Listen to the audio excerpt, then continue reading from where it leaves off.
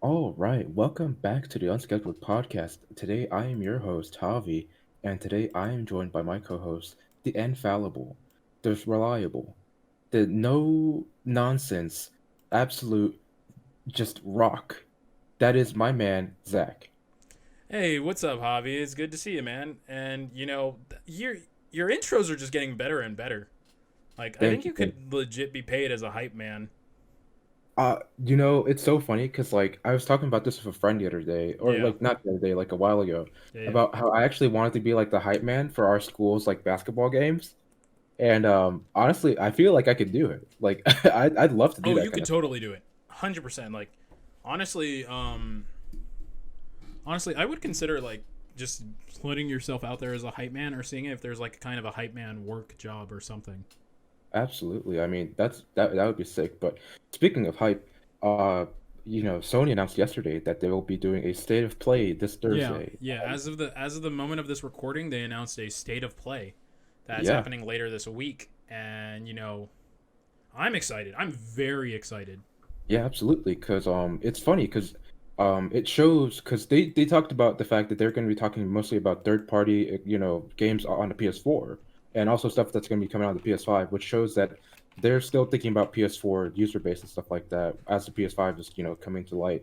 Yeah. And that made me think about what were some of the best games for the PS4, the generation we're in now, and that's kind of the subject we're on for today, which is what are our top 10 games of the PS4 generation? Yeah. So what we're going with is games that were originally released on PS4 Hmm. and were exclusives upon their release. Because looking Yeah, over the list, there are a few that are no longer exclusive now.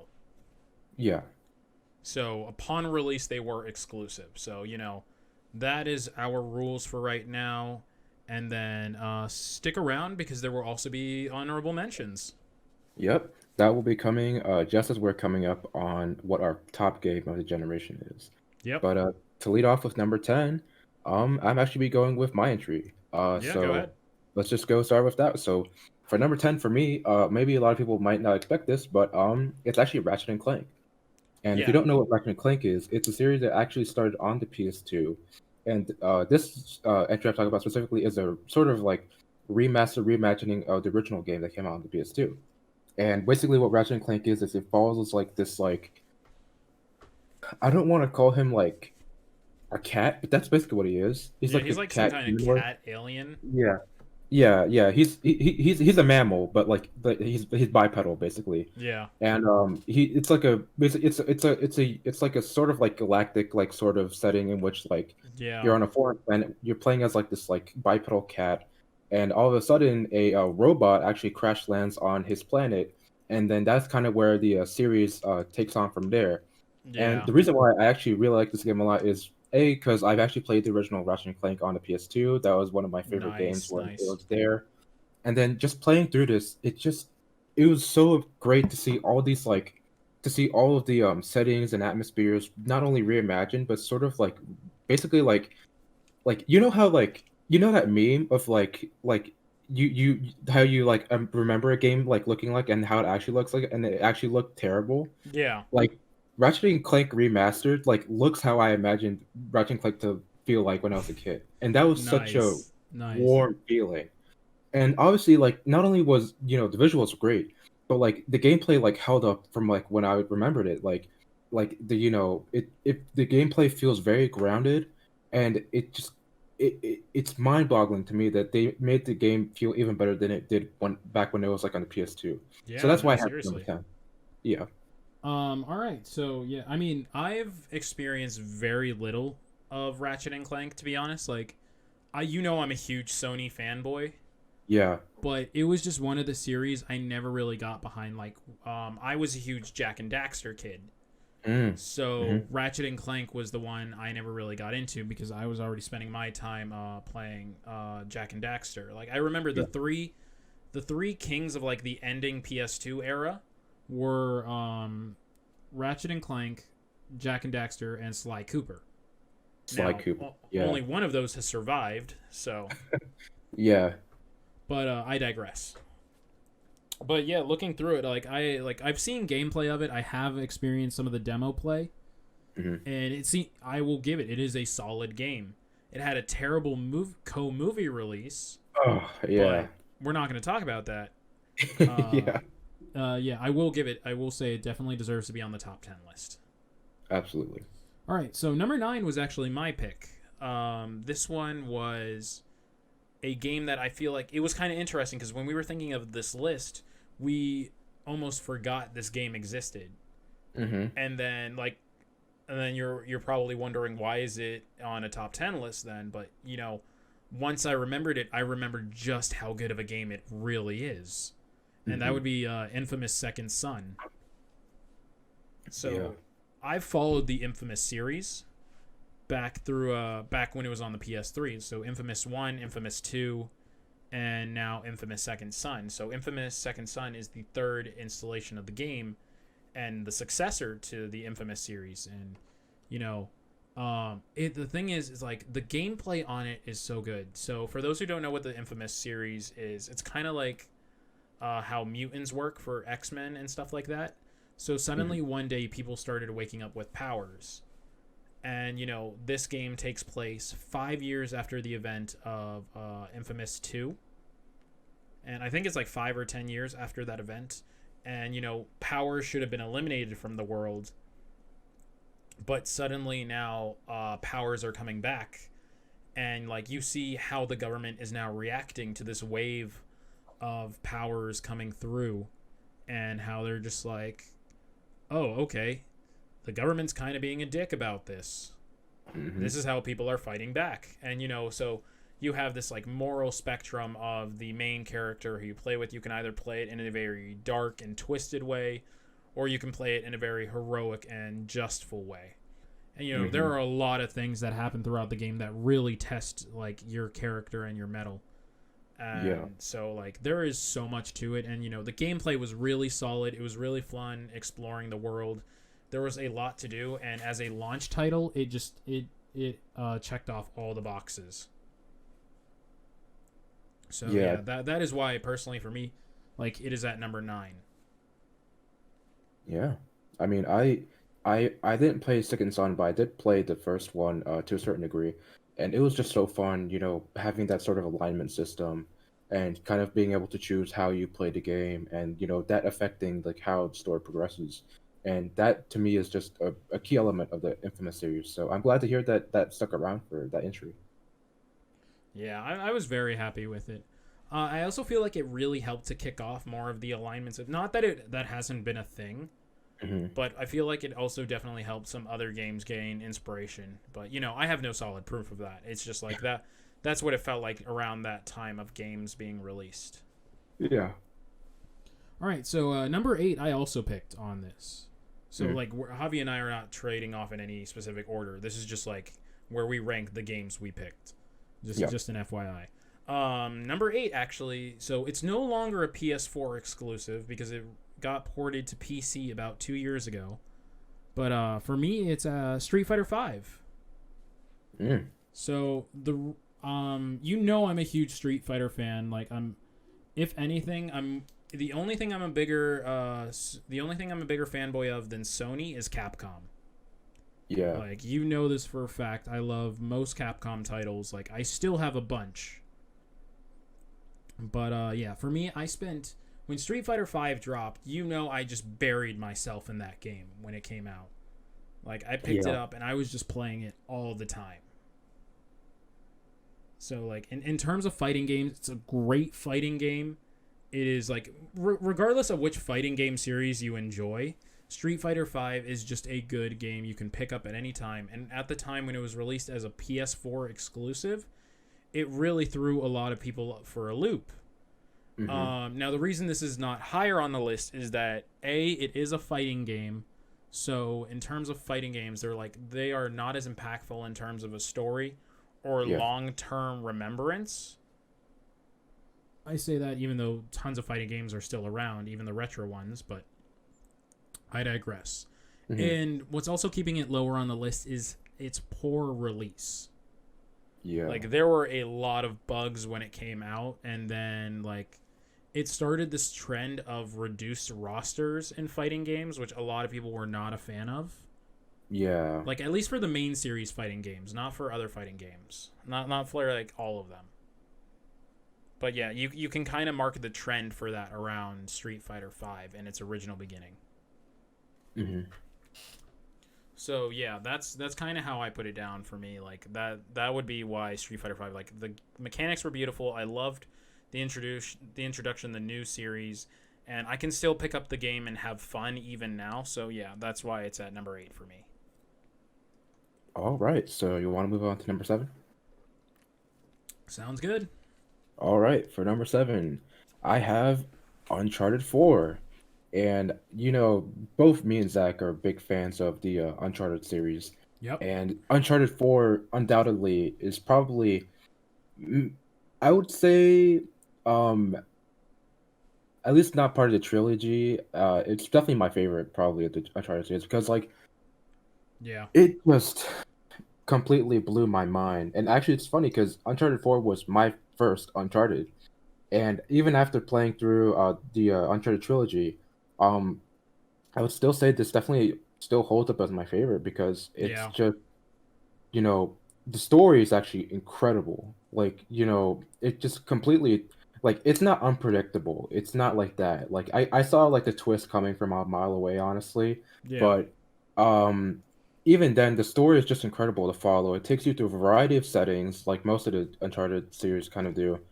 And it just completely blew my mind to think that this is what a game could be. Because Yeah. what, but because after that point, this is a little tidbit about me. Hmm. I usually just played like Pokemon and FIFA. Yeah. Like that was like my mainstay. I played Mario, I played like other stuff like that, but that was like my main like catalog of games.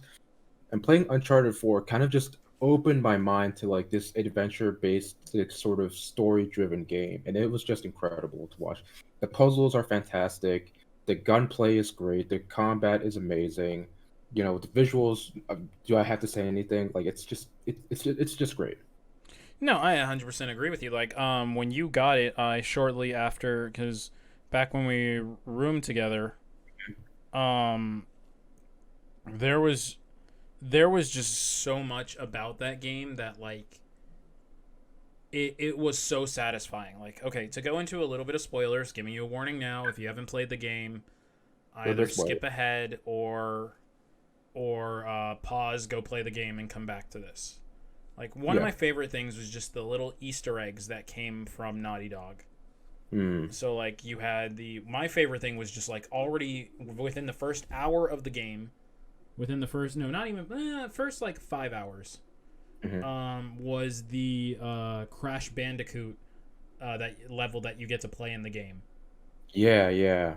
That was so much fun to me, like that they brought that back and that they were teasing the Crash Insane trilogy. Hmm. Just with that game, like I was very happy that when they had that, and I was just like, "Hey, we still have Crash. We remember this. He's not Yeah, gone." yeah. So then after that, like I mean, still playing through Uncharted 4. What's so good about it, in my opinion, is just also the fact of like there was what you thought was going to be a twist was not actually a twist. I love how casually they play this off. So Hmm. for Nathan's brother, who gets introduced into this game, he's just like there's this one scene where he's just like had I know if I had known you were alive, I would have gone back for you. And his brother is so casual, and he's like, I looked for you, I swear I did. And his brother's so casual about it, but he's like, I know you would have, and literally just pops a beer and like plays it as the most nonchalant thing. And like they build up this little element where you think he's gonna betray Nathan because he left him where he did, but he's Yeah, just more like, nah, I hold no grudge about it whatsoever. yeah. Like it's such a good game though. Like, and I think my favorite part about it is that it wraps everything up, but also leaves things open ended for there to be more. No, yeah, absolutely. So not to go into like not to get into much of a spoiler, but like that kind of the you described it pretty well as like there is like a there is like an epilogue that shows like how things like kind of like conclude. but at the same time, it shows you that there's still a lot more you can do with the Uncharted Yeah, series. yeah. That's something I really like. And also to go back onto something you kind of mentioned, like about the time, like Uncharted is one of those series where like it doesn't even feel long to play it. Like, No, no, it does not. It does not yeah, by any means. for me, it never felt like a slog to play through it. I never felt like I actually never. This is funny. Like I never got burnt out on I played the trilogy like straight through, and I never got burnt out on Uncharted. No, It just it does not feel like a chore to play Uncharted. Like even the puzzles, sometimes they might not be like the most intuitive. Even then, it doesn't feel like it's being unfair or like I have to take a break from it.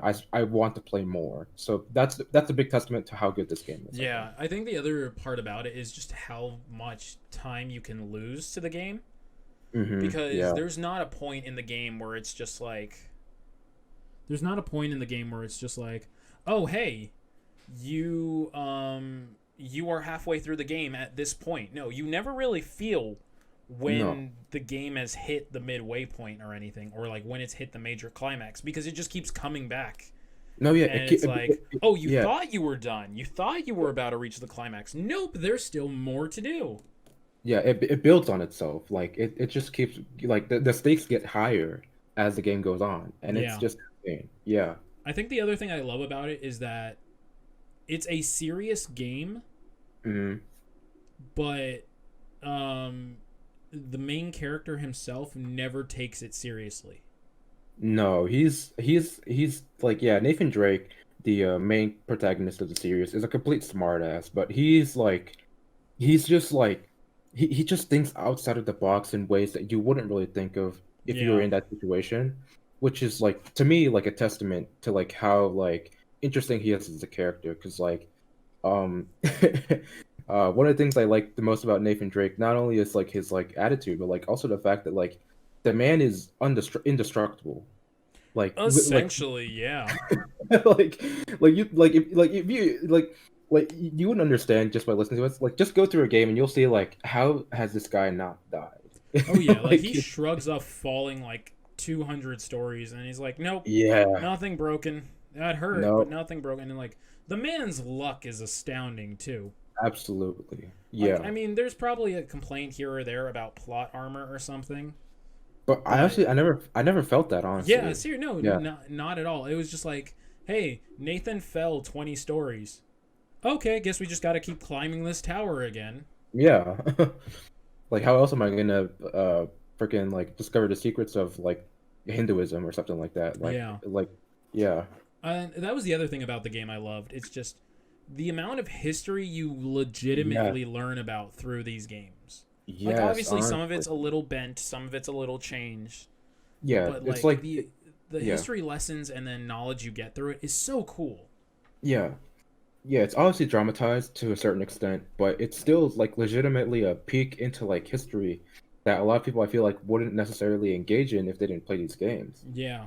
So I that's definitely an added value of the game itself, and also a huge seller is like the exploration of like these sort of like ancient like sort of these settings. Yeah, no, I 100% agree with you on that. And I really like that it's essentially a modern take on Indiana Jones to an Basically. extent. No, yeah, I agree. Like you obviously can't separate any treasure hunter game from Indiana Jones because that's kind of where it all started with the craze and everything. hmm But it never tries to be Indiana Jones either. Like it's its own character, it's their own development. This is who they are. This is how they do things. Yeah, So that's what I thoroughly enjoy. yeah, absolutely. But on that note, I think we should move on to number six. Ah, yeah, number 6. Okay. Oh, This is so do you one want? you and I this is one you and I highly agree upon. Yeah, Not so much. I don't know about positioning, but you knew it had to be on this list. yeah. If it were up to me, it would be number zero. And if and you already if you've played this game, you already know what I'm talking about. It's Yakuza Zero. Oh So, my um, gosh. yeah. So I could kind of take the lead on this if you want. Yeah, go ahead. Go Um, ahead. Please do. so yeah. So Yakuza Zero is a prequel to an already existing game called Yakuza, and so basically it follows two characters. So the first character you're introduced to is, excuse me, is Kiryu Kazuma, and he's a 20-year-old yakuza, part of the Dojima family. And specifically, he is part of the actually, yeah, the Dojima family, yeah, Yeah, which is one of and the biggest families within the Tojo clan, Yakuza like organization he's part of. yeah, the Tojo clan. Yeah. So, he's there, and so like, but not even like 30 minutes into the game, yeah, Kiryu basically like gets kicked off. Like he actually like is like being like disowned by the family, because of like plot. I don't want to get too much into it because like that's a huge like part of the story. But he basically like gets disowned by the family, and Yeah. so like the game kind of like follows his journey into like sort of redeeming himself and also his mentor who's actually in jail. And Yeah. so that's a big part of Cosmos, Kiryu's story. The other side of the story is, oh, also I should mention it's two different settings. So Kiryu is in Kamurocho, and then the other setting is Sotenbori, which includes the character Goro Majima. And you Yep. play as this 24-year-old, also Yakuza, who's managing a cabaret called The Grand. And the reason why he's managing that cabaret is because it's his punishment for actually sort of not kind of betraying the family in a sense. And it's Yeah. and he's sort of trapped within the city until the family he says he can come back into Kamurocho, which is Yeah. where he wanted to be. Yeah, And and so he's still exiled from the Yakuza as well. Like both of yeah, them are exiled from the Yakuza for different reasons. yeah, so But they're as you both play the outcasts. game, you kind of figure out why things are the way they are and how it affects their lives. Absolutely. And you kind of it's funny to like see it's great to see how things unfold and see how things are part of like a much it's so much bigger than Kiryu and Majima. Yeah. It's incredible. And so that's the story. As for the gameplay itself, where to even begin? The Oh my fighting, gosh. let's start with like I would say it's probably like one of the more core mechanics is the fighting. Oh yeah. Oh The yeah. fighting is absolutely just fun. It's essentially like a beat 'em up, honestly.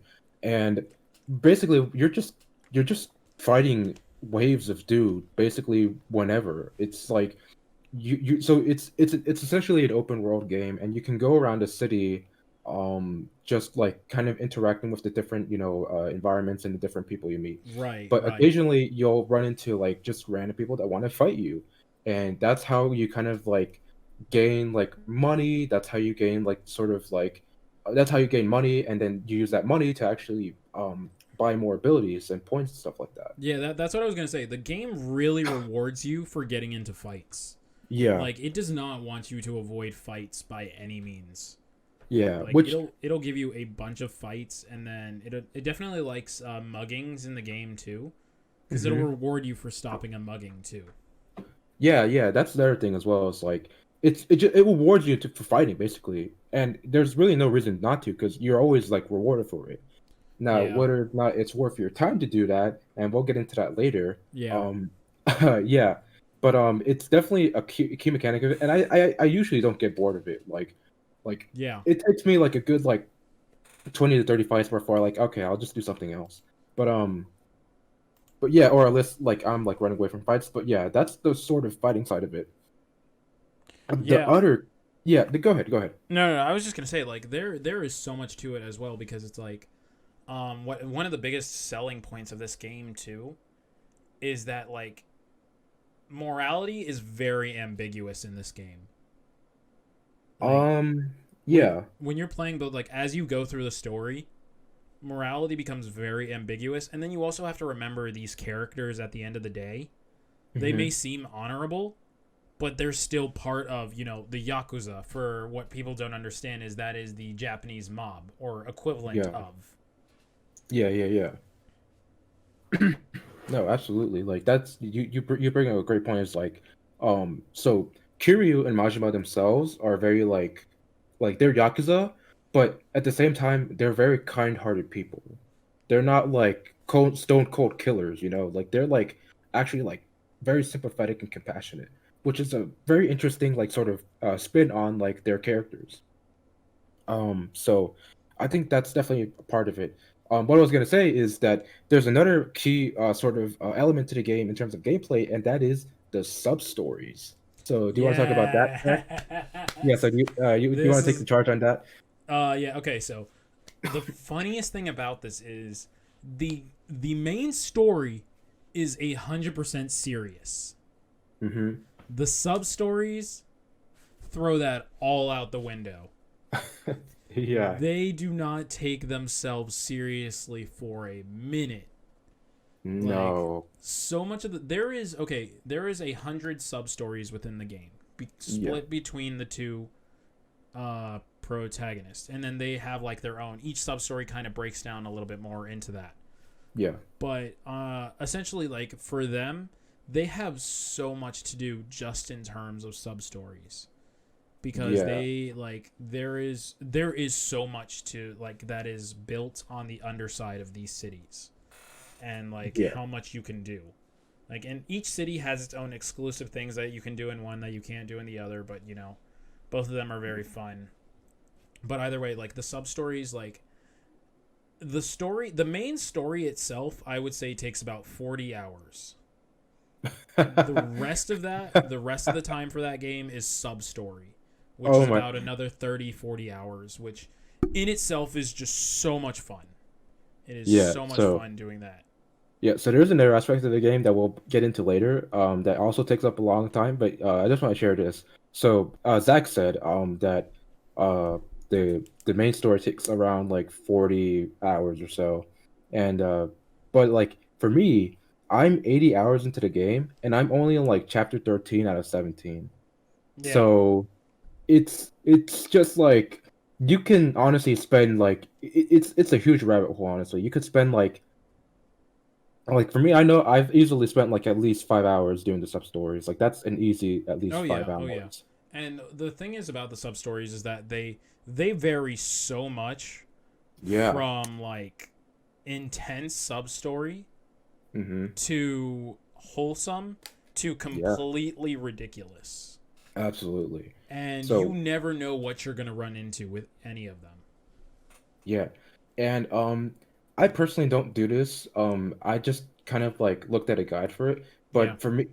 But initially when I was playing it, there it was really fun just kind of exploring the city and finding these sub stories. Because that's kind of how the game kind of like wants you to play is, right? Is like to Yeah. explore the city by looking for these sub Yeah. Yeah, stories and there's more actually to do in this city than just what you're focused on. yeah, you don't just go to like restaurants or like go to like, actually that's another aspect, or go Yeah. to like the mini games and like the Yeah. activities you can We'll actually we'll do. touch that on in a second. We'll touch upon that in a Yeah, second.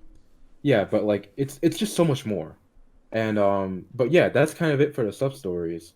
As for I'll actually go into actually, do you want to talk I'll talk about the mini games. Okay, yeah, If you yeah, don't. definitely. Like we have a little bit of time for the mini games. Yeah, so okay, so there's quite a few. So there's Pocket Circuit Racing, which is actually a huge part of the game Yeah, actually. If Because it it. actually takes up a huge chunk of the sub stores as well. Everyone who I've seen has played Pocket Circuit Racer has had way more fun with it than they've expected. Yeah. It's because it's in the, no, here's the thing, right? Is like there are parts of this game that could be games themselves. Yeah, Like they that's really are. Yeah, so that's it for Pocket Circuit Racing. It's really fun. Definitely don't avoid it because not only is it like a big part of the game, but it's also really fun. Yeah, Um, it is. there's Just to give a quick of what it is. It's just like slot car racing. That's it. Yeah, yeah. So that's it for Pocket Circuit Racing. There's also Dancing at the Disco, which also sort of Rhythm like game. rhythm game. Same There's for Pool, karaoke. karaoke, yeah, God, karaoke, which do do also even if you um suck at rhythm games, which I completely suck at mhm. rhythm games. Do yourself a favor and try to do good at those rhythm games because you will be severely rewarded. Not just in terms of items, but also the visuals that come along with those God, disco mini game. Because disco and karaoke, because they come with some amazing visuals and animated movies actually. I would just say leave it at that. Leave it at that. Yeah, just find out for yourself just how fun those are. Yeah. There's pool, there's darts. Pool and darts Um, are, I'd say, very basic for the most part. Like, yeah, I prefer the pool over the darts honestly, because the pool, like, I just in real life I like pool better than yeah, darts anyways. But yeah, yeah, there's fishing actually. Yeah, Um, fishing was one thing I did not plan for in this game yeah, at all. yeah. That's actually this isn't relevant to necessarily Yakuza Zero, but have you noticed that there's been a lot more fishing, at least in like Japanese Yes. games? Yeah, Like that's yeah, I've definitely been seeing that. like because like, but yeah, that's a completely different thing. But yeah, there's that, and then oh, you can also watch adult videos as well. I was gonna let people find that out on their own, But but yeah, I guess spoiler warning. You can actually like you it's an interact. okay. It's an M game for a reason. Yeah, yeah. So you talk to certain girls in the game, and then after you like max their relationship or you find their cards, you can watch their special videos at a Yeah, store. well, let's just go with that. Again, leave it to the people to actually play it and experience. Yeah, and Uh, then the other uh, thing is, if you don't mind me taking over just a yeah, little bit, yeah, yeah, is that it also has an homage to its classic. Okay, so Yakuza is a Sega game, yeah, so it has a bunch of classic homages to old Sega arcade games. So they actually canonically have two Sega arcades within the game itself, and you can play those. And actually, no, I think it has three Sega arcades, and you can actually play old Sega arcade retro games. yeah, So that for me, I found a few, and they're so much fun. Like you can, like Javi said, you can spend just hours alone on these sub stories, and they deserve some of their own games. yeah. Seriously. But yeah, in terms of it, that's a lot to do for Yakuza, and there's still more. Like we still haven't even covered everything. Yeah, but honestly, um, I think we might want to wrap up there for Yakuza Yeah, Zero. yeah. It's like If a we've already highly recommended game from the both of us. absolutely yeah. Uh, There's a reason it's on this list. yeah. But now we're Yes. getting into if that was our number 6, just imagine our top 5 now. Like we had to go into the nitty-gritty for this stuff. Yeah. Like calculations like Pythagorean theorem kind of stuff. Just figure out this stuff. So for number five, this is actually my entry. It's Persona 5 The Royal. And on my personal list of games, Persona 5 and The Royal are definitely like they actually occupy like the top three, definitely for me. Yeah. Um, but on this list, I chose the Persona 5 Royal here because um, it's actually a good like sort of breaking point. I think like in terms of like games that are like really really good, and then games that are like just the cream of the crop for PS4, I think. And so Persona 5 is the Royal is an extension of a game called Persona 5, which is a part of the series called Persona. Persona Yeah. 5 The Royal follows this main character. He's a sort of he's actually a student with a criminal record, and he gets a criminal record because he protects a woman from being assaulted by a man at late at night. And he actually has to transfer. She actually has to transfer schools, and so he transfers from the countryside into Tokyo. And actually, he sort of the story starts with him actually bumping into a guy who goes to his school, and they unknowingly enter a dungeon called which is called a palace, and that's kind of where the game sort of kicks off. Yeah. Uh, the main gameplay of it is sort of a typical JRPG, turn-based gameplay, which might not sound appealing to people, but it's actually very fun. I think it actually does the turn-based gameplay a lot better than some of the other JRPGs I've done because it not only like the game rewards you for like knowing affinities and weaknesses and also like how to use buffs and debuffs. So it really rewards you for like getting to know how like extensive the gameplay really can be. I love the setting. Being in specifically Shinjuku for most of the game. Uh, let's see, the music is absolutely fantastic. Yeah. Like the stuff they added to the Royal from Persona 5 is absolutely fantastic. Like I'd say like some of my favorite tracks are actually from the Royal, and they overtook the stuff that was on Persona 5. So honestly incredible. And yeah, I mean Persona 5 the Royal really does everything that Persona 5 did, but even better, which is crazy to think about. So that's why I have Persona 5 the Royal here. Yeah, yeah, and then like we again went into like the nitty gritty of what just barely beat it out. So for me, I will put this disclaimer: I have not played the Persona 5 games as of this recording, just because like I have had such a massive backlog of games. Yeah, no. And it's like it's not that I don't want to play it by any means. I Hmm. have just not played it. Like I have not had time to play it. Yeah. So I will definitely play it, but the games that did beat it out I have played, and it's like and like kind of a disclaimer we probably should have thrown at the beginning of the video, but these are our own opinions. Like we're not saying any game is truly better than the other. This Oh, was yeah. just kind of where they fell for us. Yeah, exactly. Yeah. But you know, like Persona 5 to me has looked like a really good game, and I'm very interested, or Persona 5 the Royal more specifically. I'm ready to dive headfirst into it, Hmm. but there is still a lot I have to do before then. Yeah. So then, okay, so then on top of that, do you want to hop on to number 4 then? Yeah, absolutely. All right. Just a little parting gift. Even if you don't play Persona 5 The Royal, Persona 5 is very cheap right now. It's like $15 on the Yeah. PS Store. Oh, If you like, yeah, it's super cheap. So if you can't afford Persona 5 The Royal, play Persona 5. yeah. It's incredible. But yeah, Yeah. let's go into number 4. But Um, wait, one more thing. One more thing. okay, Do not substitute the anime for the game. Don't do it. Don't man. do it. Yeah, if you listen to our anime recommendations episode, Persona 5 the animation is nowhere near the caliber of the game. Even Yeah. even if you don't have the time to play Persona 5, just play it slowly because it's nowhere near like Persona 5 the animation could not even like lick the bottom of the shoes of the game. Like it's not even close. But yeah. Yeah. Yeah. Or what if you can't play it, watch a playthrough of it instead. Just don't deal with Persona 5 the animation. Just don't. All No. right. So, number 4. Yeah. All right, number 4 is actually Spider-Man for the PS4. Yeah. Yeah, so this game is honestly like I played Spider-Man 3 for the PS2, and Yeah. that game was great. The exploration, you know, the feeling of swinging from building to building is absolutely incredible in this game. So, if you don't know what Spider-Man is, unless you've been living in a rock under, Welcome to Planet Earth. yeah, if you don't know what Spider-Man is, this game specifically follows Peter Parker when he's 23 years old, and he's actually working as a lab research assistant for for what is eventually going to become Doctor Octopus. Yeah. And he works with Doctor Octopus at his research lab.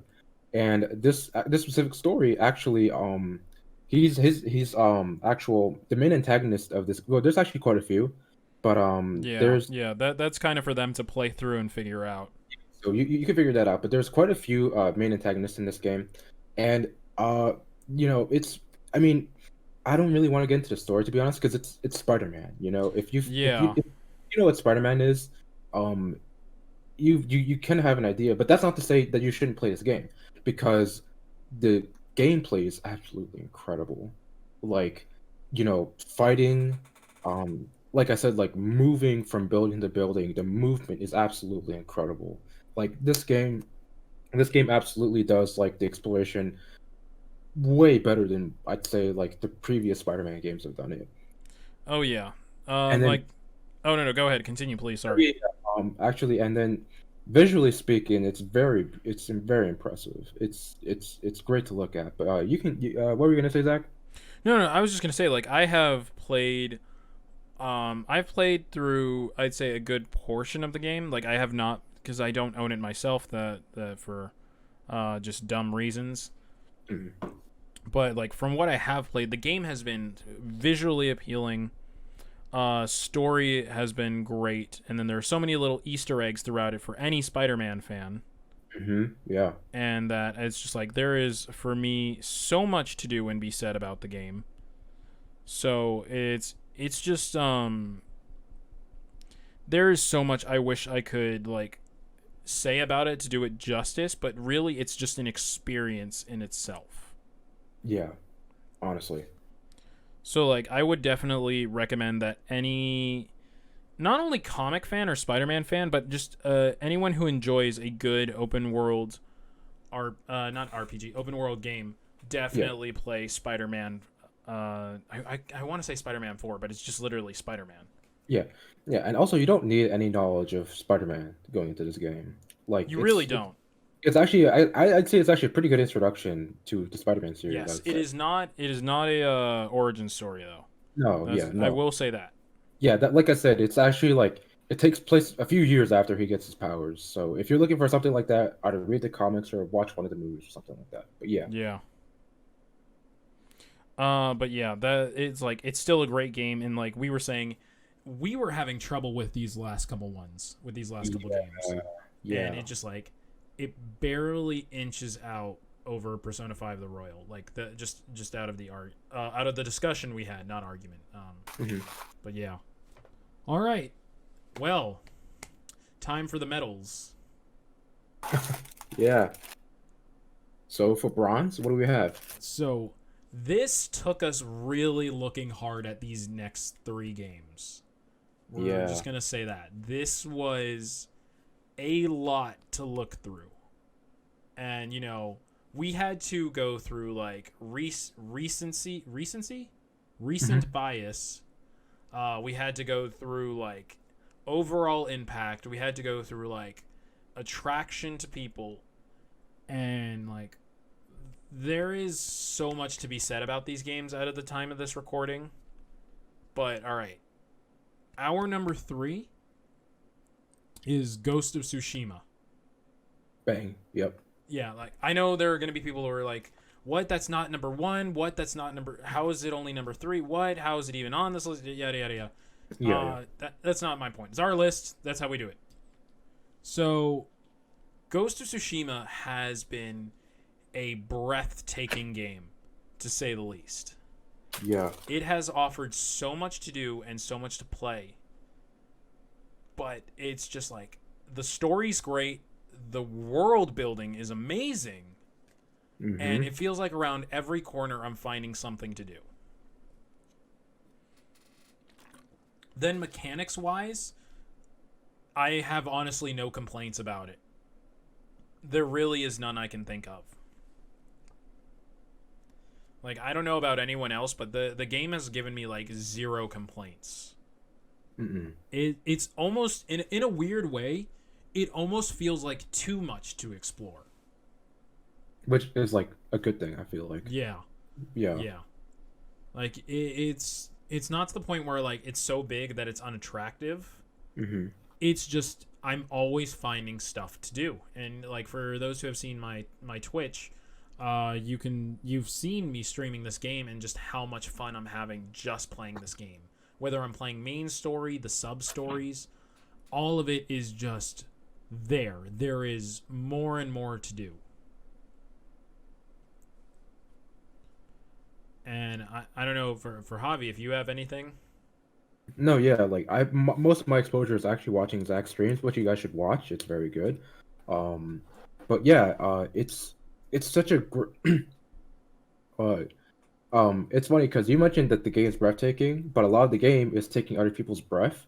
Uh, uh, it's definitely not a PG-13 experience. It's definitely for more of a mature audience, I would say, because there's a lot of sort of like not only gore, but a lot of mature subjects in the game. Yeah, yeah, And it's just generally such a great and well-crafted game that I would say like it's worth anyone's experience. It's worth your time, I yeah. would say. The story is just so appealing to it as well, because there is so much you have to go through that you feel tied with the main character. Hmm. So it's just like that's something else you have to just like take into consideration when doing everything. Yeah. And then finally, it's just like I've seen this just online. This isn't me specifically. People spend just hours on the photo mode. Yeah. Like there is a lot to be said when your photo mode Hmm. consumes hours of people's time. Yeah, seriously. And don't forget, you can pet the foxes. Yes. Never forget to pet the foxes. Oh, damn. It reminds me of so many games where you can't pet the dog. It's like, why? Why would you let the character interact with the dog but not pet him? Like, Yeah, what's wrong with you? yeah. Okay. Ghost of Tsushima was number 3. Keep that in mind. Keep that in Yeah. mind. Number 2. And this literally beat it out by, I would say, literally a point, if not less. Mm-hmm. Like, Javi and I had to literally grind away at our thoughts for this. Yeah. We, like, pretty much as much grinding as you would do in these games. Basically, yeah. We had to break this down of, like, how much of an impact, how much we enjoyed, how much we've played. And this is, okay, so for me personally, I'm very attached to this game because it's one of the few games I've 100%ed. Mm. And for number 2, it's Horizon Zero Dawn.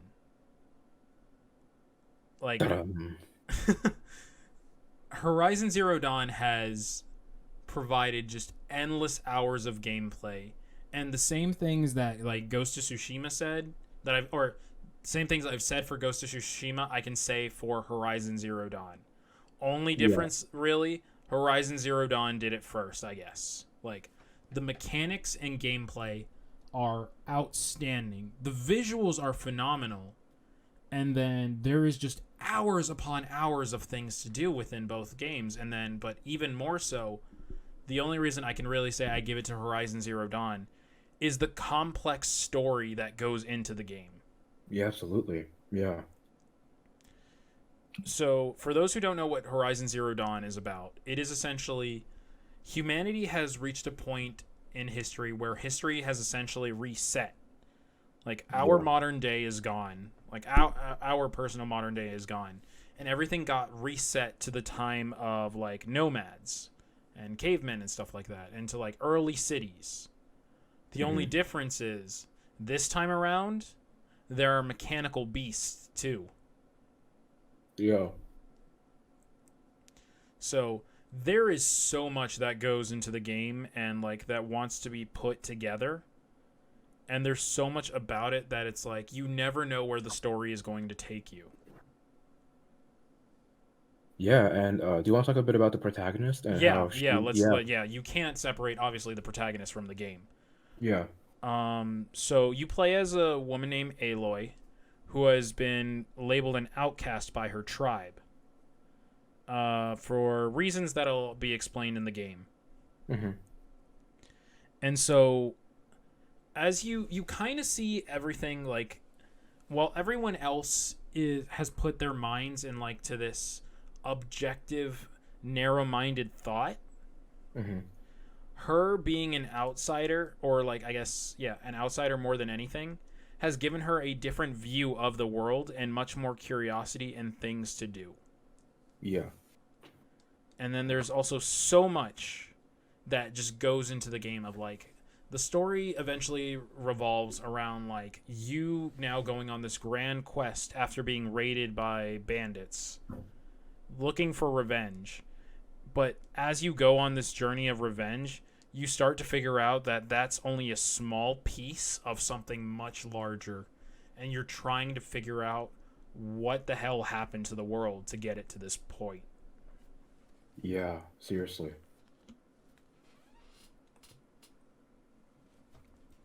It's so good that I can't wait to see what's going to happen. Yeah, because And like, I don't know if you mentioned it, but it's actually getting a sequel. yeah, So. yeah. So that was the thing. Like, that was like when we were talking about weighing in, like, recency or recent bias and everything. Like, Mm-hmm. Horizon 2 is coming for PS5, and Oh. Horizon Zero Dawn was it wasn't a launch title. It came out, like, I say 2 years after the PS4 came out, I think, Yeah. if Yeah, my something memory like that. serves me Mm-hmm. correctly, because I think it came out 2016. I don't know. It's been a bit, but still, like, Yeah. for what was offered in the game, there is just so much more to be said about it. Yeah. And so it's like it's just the only reason I put it out a little bit more, just inched it out a little bit more than Ghost of Tsushima, is the story itself. And that's not to say the story isn't better or anything. It's just that the story is a little bit more. It keeps me wanting a little bit more right now than Ghost of Tsushima. Yeah. That's about it. That's all I can really say. Yeah. But like obviously for other people it could be they could be on two very different parts of this list, but that's definitely how I'm feeling about it. No, All yeah, right. that's a very fair like sort of analysis of it, I think. Yeah. All right. So, before we get to number 1, we do have a couple honorable mentions, and if you've stuck around this long in the video, A, thank you. Yeah, seriously. B, make sure to leave like, comment, and subscribe. And C, you get pay. Here's the reward for kind of listening through and hearing our honorable mentions. Yeah. So this is in no particular order of honorable mentions. These are kind of games that we knew are great and amazing and are very impactful. They just didn't make it onto our personal list. Yeah, exactly. So I'm gonna get this one out of the way, and then I'll let you trade off. Let you get this one out of the way. Last of Us Part 2. Yeah. Only reason Yeah. we haven't put it on this top 10 list is because neither of us has finished playing it all the way through yet, Yeah. and like we haven't really played too much of it, really, to give it like a fair assessment or judgment. I plan on finishing it. It's just gonna take me a little while with how many games I'm currently tackling. Yeah. All right. Next for you. Oh yeah, so we talked about Yakuza, and I'd say the Yakuza Kiwami series in general on Yeah, PS4. the rest of the Well, Yakuza well, Yakuza series. series, yeah, Yeah, Yakuza Kiwami are the remakes, but Yakuza series, definitely deserve your attention. Um, yeah, they're great games, but Yakuza Zero is actually, funny enough, even though it's a prequel, it's a great introduction to the series, I think. yeah. Very So much so. It's a great diving point because they reintroduced it. yeah, Because Kiwami and Kiwami 2 are remakes of 1 and 2, and then they currently have a bunch of deals going on for Yakuza 3, 4, 5, and 6. yeah, and then there's also Seven that actually came Yeah, that's out. coming out later next year potentially. Yeah, hopefully. Yeah, we'll Yeah, see. We'll see how it goes. But you yeah, know, that's so definitely a great series for you to tackle if you ever get the chance. yep. Um, Kind of going back to this. Okay, so we made this rule of this game. The game could not originally start on the PS4. So I mean, but this one is technically in a weird gray area. But as an honorable mention, that's why I leave it in the honorable mentions. Is Last of Us Remastered. Hmm. So Last of Us is a great game in itself. Like it's a beautiful, amazing game.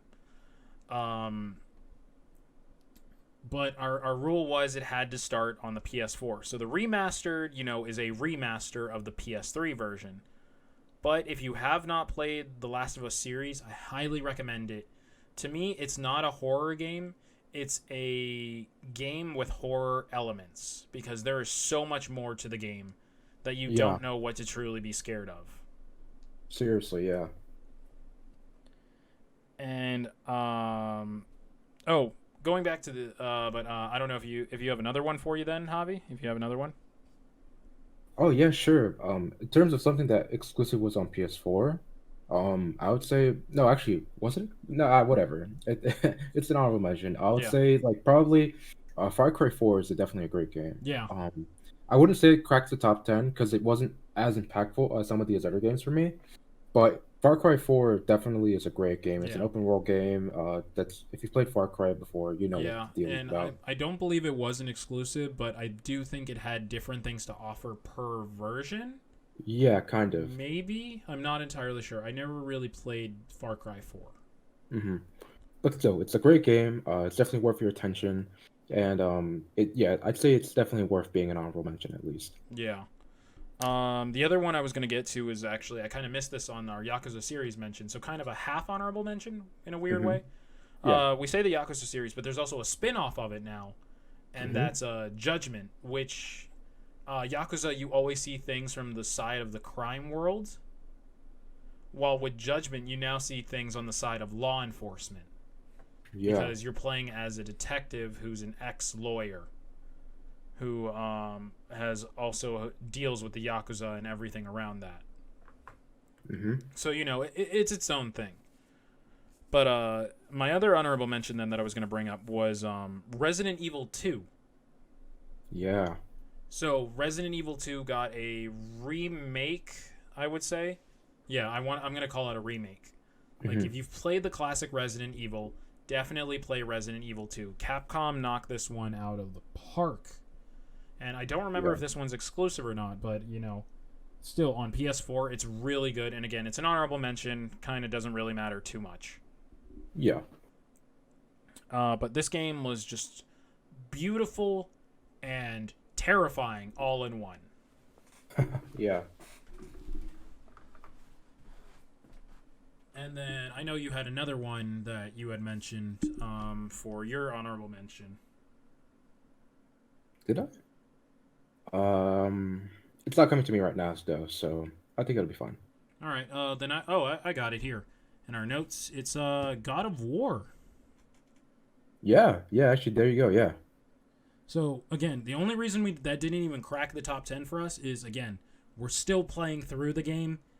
We have tried it. It is just going to take us a while with how many games we're playing. Yeah. And it is a visually beautiful game. There is so much that seems to be that you can do in this game. It's just gonna take a while. Yeah. Seriously. Like, it is just like, the story seems great. I'm very ready to finish playing through the game. It's just a lot. Yeah. It's not something you can knock out in an afternoon. It's something you have to dedicate to. Yeah. Well, and with that, I think it's time for our number one. Yes, sir. We've gone through all of our honorable mentions, which, a few may not be exclusives, but whatever. Number one. And this, to me, I legit cried at the end of this game because of how beautiful and how much fun I had with it. Hmm. And I am going to go back and I'm still working on 100%ing this game. Hmm. But for me, it's definitely Final Fantasy VII Remake. Yes. Yeah, you don't understand how long I've been waiting for this game. Like, I believe it got announced that it was even being worked on in 2015. Yep. Then it was supposed to release in 2018. And then it got delayed. And then it got delayed again. Yeah. And then it got delayed a third time. Yeah. And there was just so much where fans feared that it was going to die because of how much it was getting delayed. Yeah, that's a scary feeling, honestly. And, when it finally came out and I held it in my hands, that's one of the few games I've ever bought Deluxe Edition on. Mm-hmm. I picked it up. I dived headfirst into the game. And it is just so, so good. If you've played the original Final Fantasy VII, do yourself this favor and play Final Fantasy VII Remake, because it offers so much more than what the original Final Fantasy VII did. And, there is so much more exploration of characters. There are changes to the story. You get to a more in-depth analysis of some characters. And, like, the world is a kind of half open world. It's a half open world. Yeah. There is just so much to enjoy about this game that I really wish. And in a weird way, you almost wish it hadn't ended. And in a weirder twist too, it's technically not Yeah. a full game either. Yeah. It is one part of the game. Like, for those who have not checked out Final Fantasy VII Remake, or Final Fantasy VII for that matter, Final Fantasy VII is broken down into 3 parts because it was that big of a game on release. Mm-hmm. Final Fantasy VII Remake is only part 1. Yeah. Part 2 and 3 are yet to come along the line. And considering that it's already over 80 hours in just in part 1, imagine what's coming with part 2 and 3. Yeah, seriously. And 80 hours is just to get the bare minimum done. And the game is miraculously beautiful with the visuals and the storytelling. And there's just so much, there's just so much you want to go through and you want to see, and how beautiful of an ending it has. There's just, it's so good. It's that good. I can't do it justice in words. There is just the gameplay mechanics are fun. The like fighting system is great. And the thing is that you can turn it, they allow you to even turn on the mode to literally do it by turn base or active world, which is like, not the turn based system, but you were responding in real time. Yeah.